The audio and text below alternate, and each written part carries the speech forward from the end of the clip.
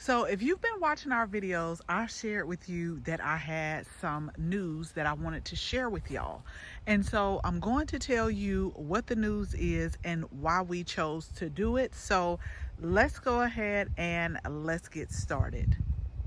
So sometimes creating the garden you want means making a difficult decision. And so I want to show y'all one of the hardest gardening decisions that we've had to make in a long time. Like, we've had to have 3 large trees removed from this property. They were beautiful, they were healthy, and I really didn't want to see them go. But after the last storm, we knew that it was time. And so I want to tell you why, because you may be asking, why would you remove healthy trees? This actually happened in a way that we weren't expecting. At the time, the house next door was empty, y'all. And that evening, after the rain, I looked over and I was like, it looks like a tree is on this house next door. But it was dark. And so I was like, you know what? Let me go back in. Maybe my eyes is playing tricks on me. Let me go in and mind my business for now. But the next morning, when I went back and looked, there was a huge tree that had fell, and it didn't fall completely on the house, but it did a little bit of damage. And so during that time, they had someone, they come out and remove it. And while the guy was there, Chris, being how he is, went over and started talking to him about some of the trees that we had a concern with. And before long, the guy was coming over here, y'all, and he had talked to me. And so we just told him that we wanted to get some trees removed as well. And here is the main reason. Like, these trees are growing right outside of our workshop right here. It was 2 pine trees, and then the other tree, I forgot the name. I call it a tulip tree. But each time that there was a big storm, there would be limbs swaying, there would be debris all over the house, and Chris used to get up here on this roof and just try to remove it. And I'm like, you need to stop it. That's what you need to do. Now, every single time there was a big storm, we'd be looking outside, y'all, and we look around and we'd be like, please don't let it hit, okay? And so after the last storm, it was a really large section of this tree right here that was like all over the place, but thankfully it didn't hit the workshop. But at that moment back then, we realized, like, we couldn't keep hoping to keep being lucky like that. But here's something that I was not expecting.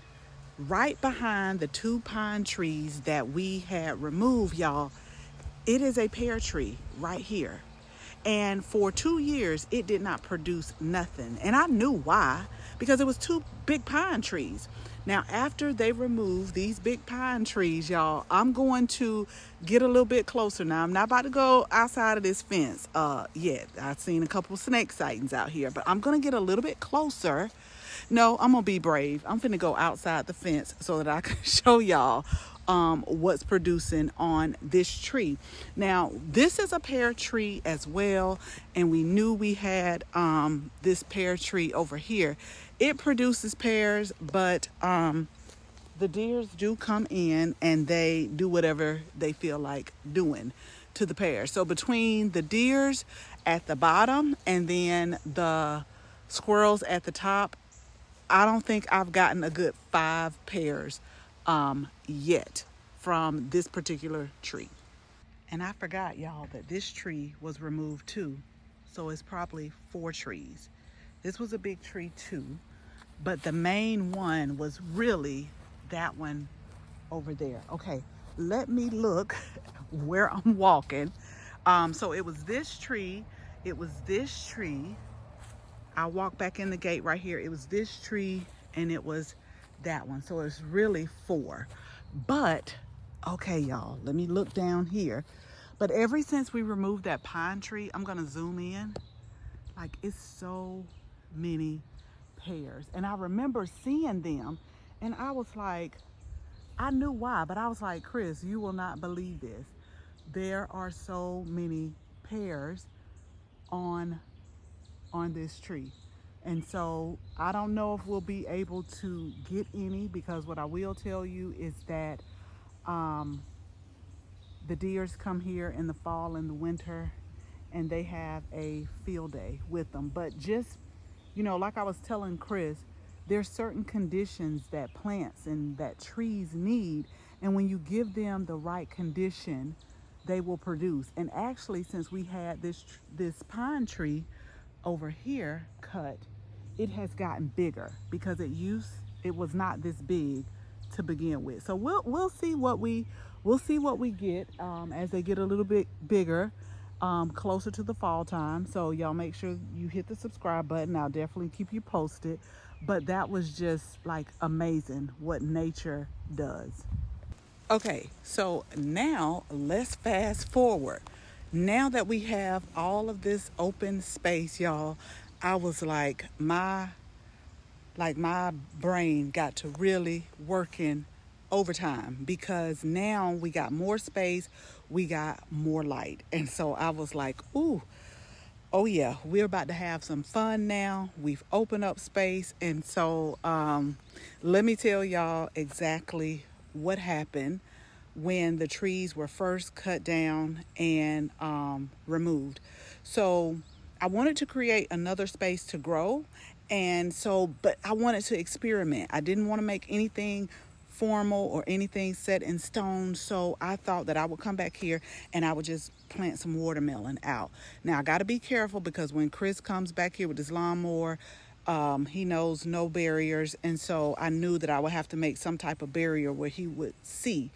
But then let me show y'all, I started taking the shovel over here, and I looked down and I was like, it's a lot of tree roots down here. And I do mean a lot. And these were big pine trees. And so I was like, oh, I don't think we can really put anything right here now. But it also made me start thinking too, this is my thought. I'm like, this actually might be the future home of our chicken coop. Because y'all remember I said we are going to get us some chickens.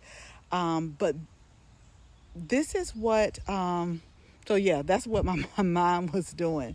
So a lot of times we think about gardening, more space, but sometimes it's like maybe we can make room for something else. We still have the sunlight coming here, but with the tree roots, like, we're gonna have to get like even more done. So I don't know what I'm gonna do with the space now. I'm thinking chicken coop, but I do know that I want something new and garden related in this area. So y'all put in the comments, if you had this area right here, what would you do with this space? I'm walking back because I want y'all to see the space that I'm dealing with. It's a pretty good amount. So what would you do with this space? And just let me know in the comments. I'm gonna read all of them. So yeah, y'all, we had to have the trees removed, and to me it was really for that safety reason. Now sometimes I look at these trees over here, because they weren't even as thick as this one, and I get a little nervous sometimes too. But the way this tree was like dropping limbs and things falling on here, I got really nervous. So those are gone now, and I'm eager to hear what you all have to say in the comments about this space right here. So as always, thank you all so much for watching this video. Make sure you share this video with your family and your friends. And if you're not a subscriber, go ahead, tap that subscribe button. Make sure you tap the bell so that you can receive notification each and every time we upload a new video. Again, thank you all so much for watching. And until the next video, bye-bye.